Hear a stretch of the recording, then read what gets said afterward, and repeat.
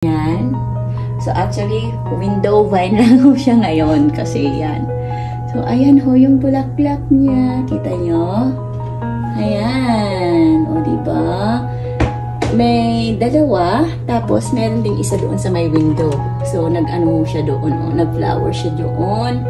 Kaya, kwan. So yan ho yung hoya ko ngayon.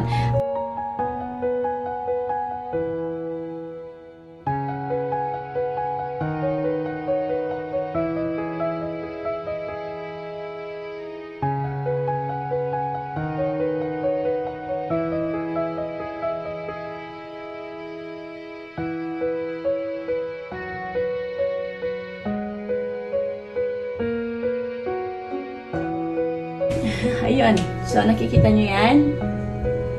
Ayan ho yung aking hoya.